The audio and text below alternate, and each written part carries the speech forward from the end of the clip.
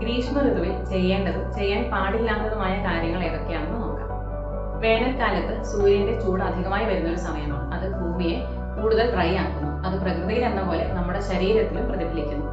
നമ്മുടെ കഫദോഷം ക്ഷയിക്കുകയും വായു വർദ്ധിക്കുകയും ചെയ്യുന്നു. അപ്പോൾ ഈ ഒരു സമയത്ത് നമ്മുടെ ആഹാരത്തിൽ ശ്രദ്ധിക്കേണ്ട കാര്യങ്ങൾ എന്തൊക്കെയാണെന്ന് ആദ്യം പറയാം.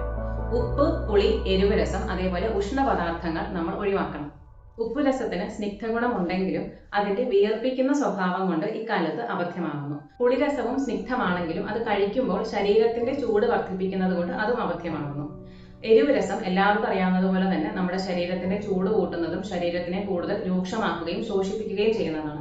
അതുകൊണ്ടാണ് ഈ കാലഘട്ടത്തിൽ അത് കഴിക്കരുതെന്ന് പറയുന്നത്. ഇതിൽ എക്സെപ്ഷൻസ് ഉണ്ട്.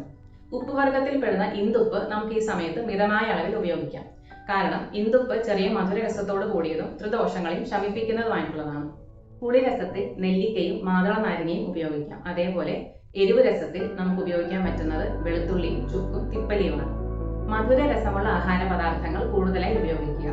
അതുതന്നെ ശീതവും സ്നിഗ്ധവും ദഹിക്കാൻ എളുപ്പമുള്ളതും ദ്രവരൂപത്തിലുള്ളതുമായിരിക്കണം. ഉദാഹരണത്തിന് മലർപ്പൊടി പഞ്ചസാര പാനിയിൽ ചാലിച്ച് കഴിക്കുന്നത്, ചെന്നല്ലരിച്ചോറ് മുയലിറച്ചിയുടെയോ കാടയിറച്ചിയുടെയോ നാടൻ കോഴിയുടെയോ മാംസരസത്തിൽ ചേർത്ത് കഴിക്കുന്നത് ഉചിതമാണ്. ഈ മാംസരസം നേർത്തതായിരിക്കണം, അതായത് വെള്ളം കൂടുതൽ ചേർത്ത് ഉണ്ടാക്കി കഴിക്കാം. അതേപോലെ ചോറിന്റെ ഒപ്പം കഴിക്കാൻ പറ്റുന്ന ദ്രവരൂപത്തിലുള്ള ഒരു പ്രിപ്പറേഷനാണ് രസാള. തൈരിന്റെ 1/4 പഞ്ചസാര ചേർത്ത് കലക്കി അതിൽ ജീരകപ്പൊടിയും ചുക്കുപൊടിയും ഇന്ദുപ്പും ചേർത്തുണ്ടാക്കുന്നതാണ് രസാള. അടുത്തതായി രാഗ എന്ന് പറയുന്ന പ്രിപ്പറേഷൻ.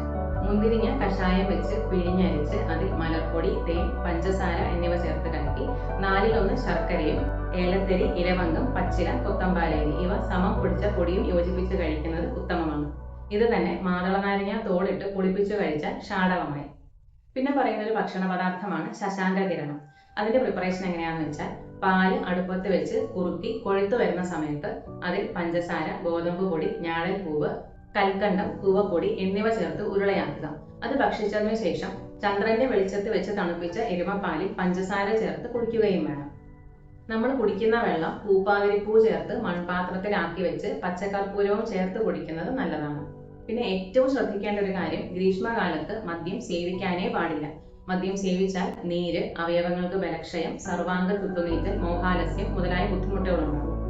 എന്നാൽ ചില കേസുകളിൽ, പ്രത്യേകിച്ചും ആൽക്കഹോൾ അഡിക്ഷൻ ഉള്ളവർക്ക് വിഡ്രോവൽ സിംറ്റംസ് ഒഴിവാക്കാനായിട്ട് മദ്യത്തിൽ ധാരാളം വെള്ളം ചേർത്ത് കഴിക്കുന്നതിൽ തെറ്റില്ല.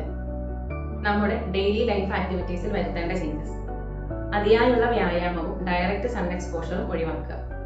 ചന്ദനം നെറ്റിയിൽ പുരട്ടുന്നതും അത് ഉണങ്ങുന്നതിന് മുൻപേ തുടച്ചു കളഞ്ഞ് റീഅപ്ലൈ ചെയ്യുന്നതും നമ്മുടെ ശരീരത്തിലെ ഊഷ്മാവ് കുറയ്ക്കാൻ സഹായിക്കും. അതേപോലെ കൂടുതലായും കനം കുറഞ്ഞ വസ്ത്രങ്ങൾ ധരിക്കാൻ ശ്രദ്ധിക്കുക. ഈ പറഞ്ഞ കാര്യങ്ങളൊക്കെ ശരീരത്തിലെ ക്ഷീണവും ചൂടും കുറയ്ക്കാനും രുചിയെ വർദ്ധിപ്പിക്കുവാനും ഉന്മേഷം ഉണ്ടാക്കുവാനും നമ്മളെ സഹായിക്കുന്നു. Thank you.